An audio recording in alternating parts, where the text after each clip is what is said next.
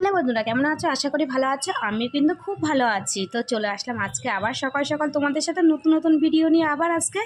তো আজকে কিন্তু ভিডিওটা কিন্তু আমি স্টার্ট করলাম রান্নাঘর দিয়ে। কি করবো বলো, রান্নাঘর ছাড়া আর ঘর ছাড়া তো আমার আর করে নেই ভিডিও করার। তো আমি রান্নাঘর থেকেই ভিডিওটা স্টার্ট করলাম। আর সত্যি কথা কি বলো তো, এই কদিন বৃষ্টি পড়ছে বলে খুবই আরাম আছে, খুবই ভালো লাগছে। কারণ যেহেতু বৃষ্টি পড়ছে আর আমি রান্নাঘরে এখন রান্না করবো, এই জন্য গ্যাসের সামনে বসে বসে ভাবছি তো কি রান্না করব না রান্না করব এটাই ভাবছি। কারণ যেহেতু আজকে শনিবার মানে আমাদের নিরামিষ খাই। তোমরা যারা আমার ভিডিও দেখো তারা সবাই জানো যে আমরা শনিবারের দিন নিরামিষ খাই। তো এর জন্য আমার নিরামিষ রান্না করতে হবে। তো কী রান্না করবো, নিরামিষ ভাবতে মাথা খারাপ হয়ে যাচ্ছে কী করবো। তারপর ভাবলাম, লাস্টে বসেই পড়লাম, হাতটা গালের মধ্যে হাত দিয়ে ভাবছি কী রান্না করবো, কী করে রান্না করবো। আর সত্যি কথা বন্ধুরা, তোমরা কেমন আছো? এই যে এখন যে ওয়েদারটা যে খুবই ঠান্ডা লাগছে, এই ঠান্ডাতে তোমাদের খুব ভালো লাগছে তো নিশ্চয়ই। আর দেখো, আমার ছেলে টিভি দেখছে আর আমি বসে বসে রান্না করছি। আমার ছেলে বলছে তাতে করো রান্না করো, কারণ দেরি হয়ে গেছে।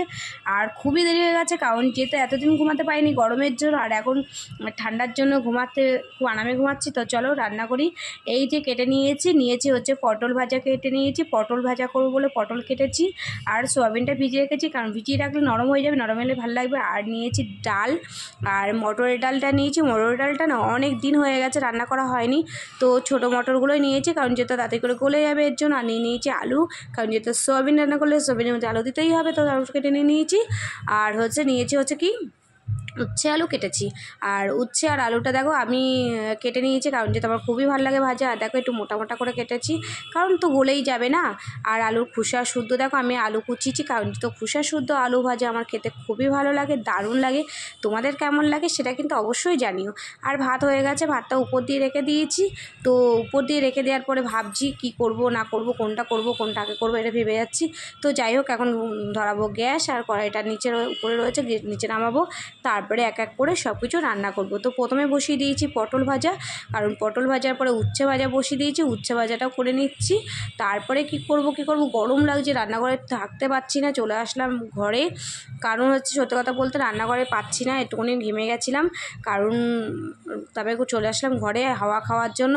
তো গরমে তো থাকতে পারছি না, কারণ জানি না হঠাৎ কেন গরম লাগছে এত। একটু হালকা রোদ উঠেছে, আর দেখো রোদ উঠেছে দেখতেই পাচ্ছ। ভেবেছিলাম রোদ নেই, তবে দেখলাম না রোদ উঠেছে, প্রচুর রোদ উঠেছে, একটু হালকা।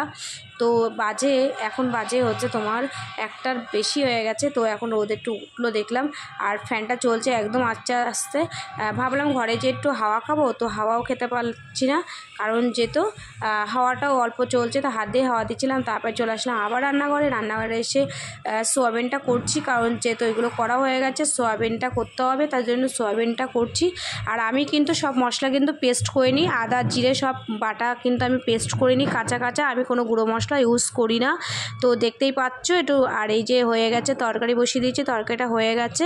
তো এখন একটু নামিয়ে দেবো, কারণ যেহেতু রান্না তো কমপ্লিট হয়ে গেছে। আমি তো ভিডিওটা ভালো লাগলে অবশ্যই লাইক করে দিও। টাটা বন্ধুরা, আজকের জন্য।